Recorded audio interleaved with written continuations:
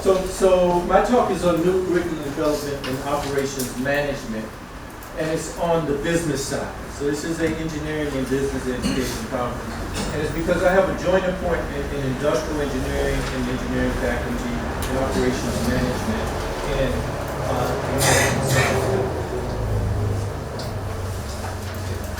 so first I'm going to add a pitch on our design conference, since the keynote speaker was talking about design. And then I'm going to talk a bit about where we are in terms of management science faculty actually having requested this, and how our team actually goes about developing the program. So this is a plug on our design conference. They talked about the importance of design. It was an excellent talk. This fits in quite well with what we're doing. Next May, we're encouraging everyone, all of our PESA participants, to come to South Africa and participate in this. So, to the background of this. Master's graduates, this added skill of operations management, we feel is much needed given this whole context of the fourth industrial revolution, because there's various issues with regards to the operations that go on and everything from our SOEs in the country to the government to private enterprise. So currently TUT has 20 structured master's programs. All of our faculties have at least one. In the case of engineering, we have 4. In the case of the management science, we have at least 4 also, including the MBA program. So what we started with raising these 12 different questions in terms of how we would actually approach developing a new program. And this is in the paper. I'm not going to go read through all of these questions, but these next few slides just point out that one of the key things was what would be the prerequisites, how do we do this balance in terms of how much is taught versus what is the research component. Should it be a 50-50 split as it is in our engineering management program, or should it be 75-25 split as it is in the MBA program? How it should be taught. Should it be classroom-based? Should it be blended? All of these were questions we felt we had to ask before we could even set the context in terms of how we would then look at developing the program. What was the audience? Are we looking primarily at working students? Are we looking at trying to attract students that will be there full time? Are we looking at students who've had a certain amount of experience in industry already?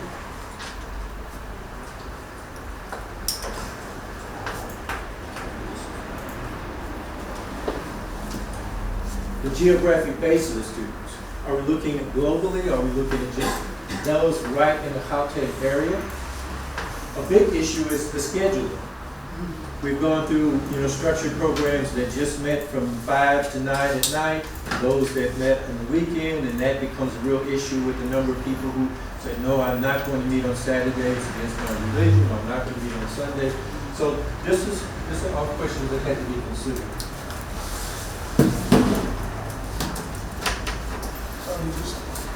So what we did was, with these 12 questions, we used those to develop these 8 categories to define the context that we then went to look at how to actually develop the program.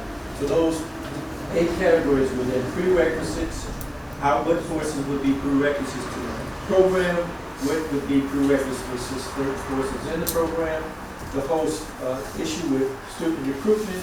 The admissions process was key.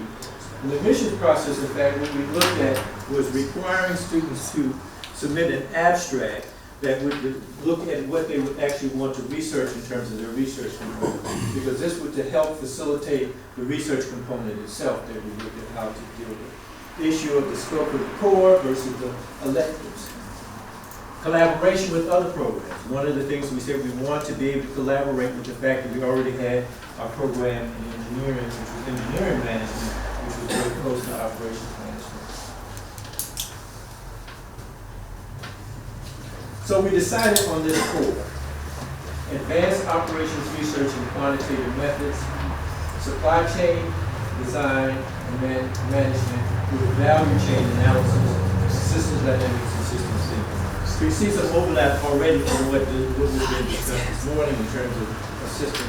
Now we drew on 2 things. We looked at what we were doing at TUT, what was going on in South Africa in general, and also globally. So for instance, we drew on systems dynamics and systems thinking from some of what was going on globally at some of the leading institutions like MIT. Supply chain management, we said we were already doing this both within our management field and in our engineering management programs, industrial engineering. Advanced operations research, the bachelor's program in operations management required students to have this as a core. So we saw this as key in terms of building on what we would do at the master's level. So in terms of our electives, we came up with these 6 electives that allowed an extension on some of what we were doing on the current situation with the fourth industrial revolution. Took into account international and environmental. Advanced operations management is a general sort of capstone course that you can use so that we could plug in different modules that were offered at different spaces. So in terms of how we then moved on it, we came up with sort of 4 approaches. One was if we could get full funding. If we could get full funding and we're looking at something more immediate in the next 2 years, we said we would look at enrollment about 20 students per year. We would only start with 4 of the 6 electives. But all modules will be taught each year. This will require at least 1 additional senior lecturer or professor. A full-blown program, if we got what we really wanted, we would enroll 30 students. We have all 6 electives, and all of these modules would be taught at least once a year. We realized we would need 2 additional lecturers. On the other hand, if we are limited funded, we could either go with the shorter range, 20 students. We would only have 3 electives, so the students wouldn't get the choices that we want. All modules would be taught. This we would be able to do with no additional staff. 1 additional staff, we would get all 6 electives, but they would be taught, some of the electives would be only taught once every 2 years. So we presented all of this so that we would have the options that we could explore with our administration. With this, the research component, 90 credits, so it's a mini dissertation similar to what we're doing in most of our programs. We decided on that because that's the more popular format that's being offered right now. So proposals would have to be presented, approved by the FCPS within the first 6 months of study. So this would require the students to basically move with their abstract in terms of a proposal once they came on board. And they would draw on one of those 3 courses that are core in terms of the methodology. So this was also key so that students could move quickly into their project. We wanted the students to be required to submit a journal-ready paper, which didn't mean they had to actually be published in the journal, but it would have to be approved at the departmental level that it met the requirements for submission to a journal. So next steps. We're at this point, we've presented all of this and have submitted it to the HOD. We're discussing within the department. It has to have full department, faculty approval, Senate approval. We know my colleague did a better job in terms of all of the intricacies with SACWA and higher education in terms of those steps, and then the advertisement. So we want to do this in terms of being able to have the first enrollment either in 2 years or by 2022. So we see the impact of this has been significant because it's an issue of national skills development, particularly in the area of operations management, which those of us in South Africa know is very lacking from what's always in the news with the SOEs, the government agencies. I'm still waiting for my national ID since April. So that gives you an idea of how operations management operates within home affairs. And we see this also as an excellent opportunity for the existing program we have in engineering management with the synergism across faculties. Once again, this breaking of the silos could be a reality both within the curriculum and also within research collaboration. So this is significant for us. Thank you. And the last question is invited to our conference. Colleagues, some questions? Yes, Dr. Okay, just on the slide on the impact on the steps slide.